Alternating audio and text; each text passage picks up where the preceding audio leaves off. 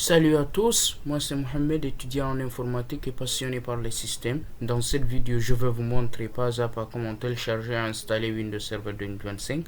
C'est très simple, que vous soyez débutant ou pro, vous pourrez le faire facilement. N'oubliez pas de liker, vous abonner et activer la cloche pour ne rien rater des prochains tutos. C'est parti. Pour commencer, on va télécharger l'ISO de Windows Server 2025 depuis le site officiel de Microsoft. Tapez simplement Windows Server 2025 ISO Download dans Google ou allez directement sur le lien qui est là sur le navigateur de https www.microsoft.com Eval Center dans la Windows Server. Il faut avoir un compte Microsoft pour le téléchargement. L'image ISO fait environ 5 à 6 Go, donc prévoyez une bonne connexion. Là, je vais sélectionner la langue. Vous voyez, il y a différentes langues ici, il y a l'anglais, le chinois et autres. Moi, je sélectionne le français. Et dès que je sélectionne le français, vu que j'ai mon compte Microsoft qui est déjà connecté, donc on me redirige directement vers le téléchargement de l'image ISO. Vu que moi j'ai déjà l'image ISO, donc je ne vais pas le télécharger une seconde fois. Donc là, vous sélectionnez et vous choisissez l'emplacement où vous voulez stocker votre image ISO.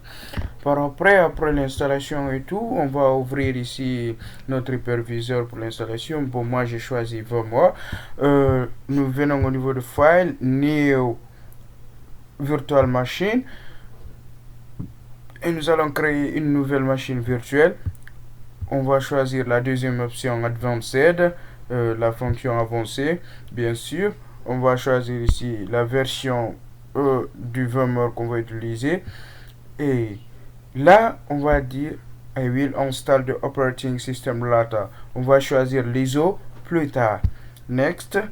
Et là, à partir d'ici, on va sélectionner maintenant le Windows qu'on veut télécharger et le Windows qu'on veut installer. Et nous, c'est le Windows Server 2025. Donc, on va le sélectionner ici. Et ici, on sélectionne Microsoft Windows, bien sûr. Et on fait le Next. On donne un nom à la machine. Pour moi, ici, je vais laisser par défaut Windows Server 2025.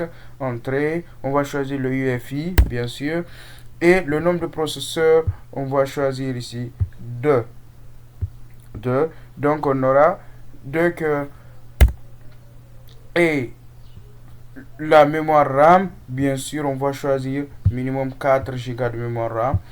Et c'est bon. Là aussi, par défaut, on sélectionne ici aussi par défaut. Et à partir d'ici, on va changer. Vu que c'est VMware qu'on utilise et c'est Windows Server 2025, on va utiliser ici le type le SCSI, bien sûr. Parce que si on utilise NVMe dans d'autres PC, ça ne va pas marcher. Et le Windows Server, il est vraiment fort. Donc, create a new virtual disk. On avance et on choisit 60 Go par défaut. Mais vu que moi, c'est juste une simple installation que je suis en train de faire, donc je vais sélectionner moi 40 Go. Bon, je sélectionne 30 Go moi. Mais je vous déconseille de sélectionner 30 Go. Choisissez minimum 60 Go. 60 Go.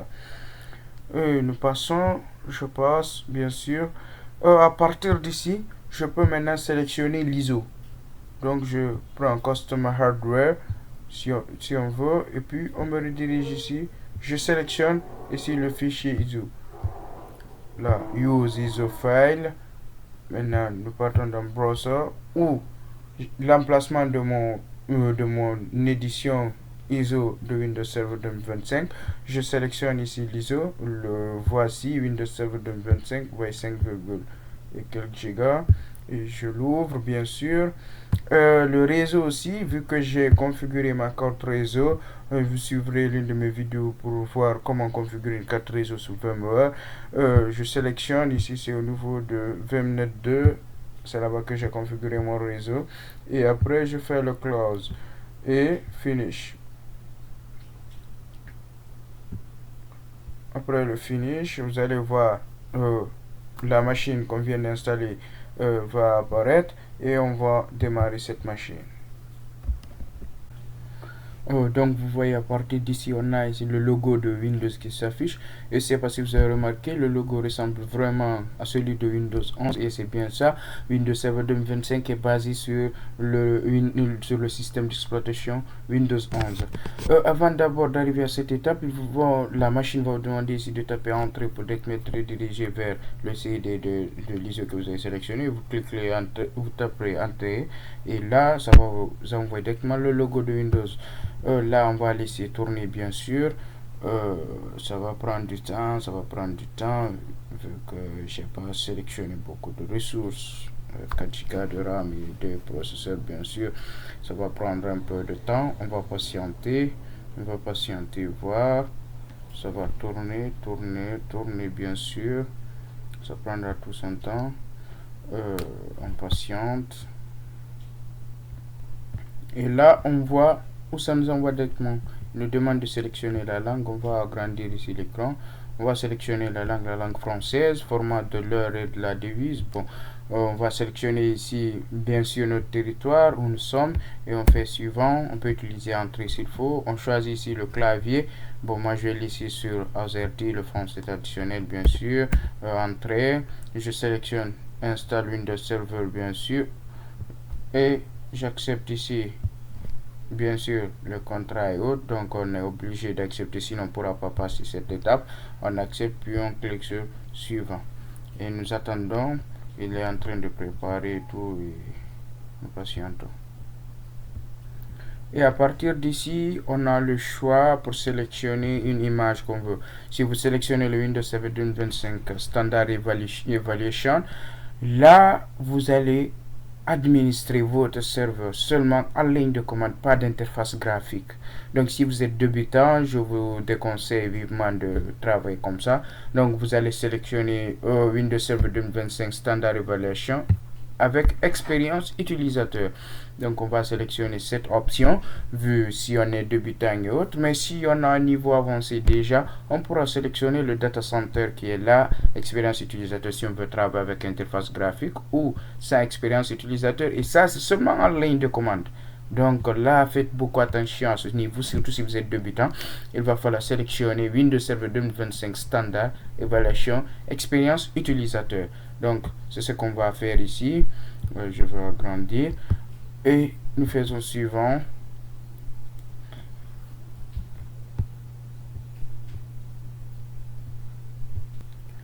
Et après vérification du PC, vous voyez, il va nous envoyer ici le contrat de licence. Vous pouvez prendre votre temps et lire. Et si c'est bon, vous acceptez le contrat, bien sûr, et vous patientez.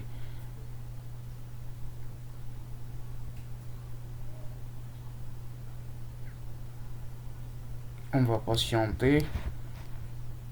Il est en train de faire une recherche pour le disque.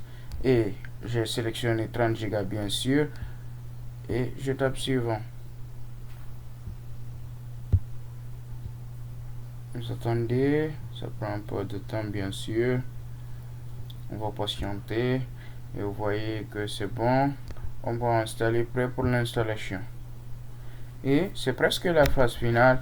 Ici vous allez patienter, ça prendra pas assez de temps, donc n'annulez surtout pas. Soyez patient, et surtout si vous n'avez pas de PC très puissant. Donc ça va prendre tout son temps, et veuillez patienter jusqu'à ce que l'installation finisse, bien sûr.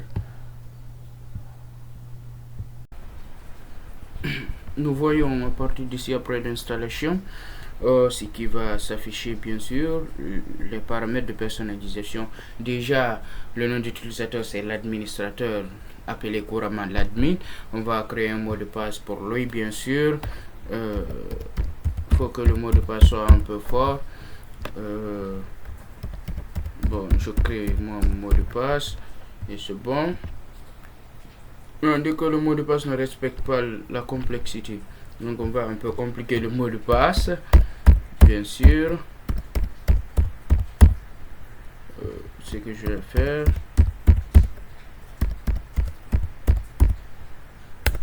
je pense que c'est bon, et puis ça finalise les paramètres. Vous allez voir, l'installation va se poursuivre comme il faut. Je pense qu'il n'y aura plus de soucis d'installation et autres. On va suivre l'évolution.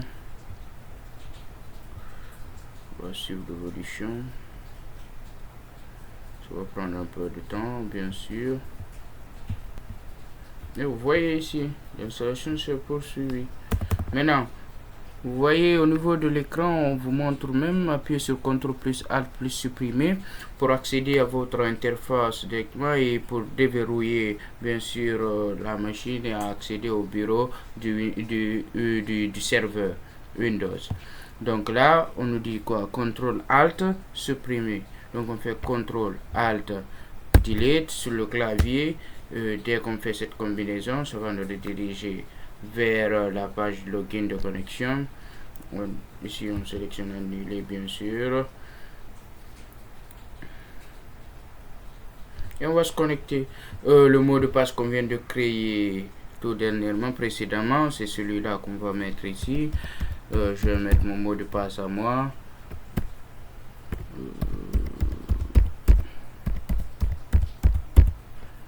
Et entrer, tapez entrée et puis vous voyez, vous attendez un peu le service, le profil utilisateur vu qu'il a de configurer tout, vu que c'est une première fois, il va mettre tous les éléments en place, le gestionnaire du serveur et tout.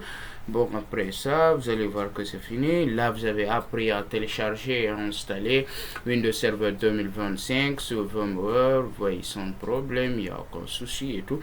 Bon, si vous voulez prochainement qu'on travaille sur, bien sûr, l'ADDS, l'Active Directory, le DNS, le DHCP, les GPO, bien sûr, groupe d'utilisateurs et organisations, vous pouvez mentionner dans les commentaires votre préférence et je me ferai un plaisir de satisfaire vos désirs.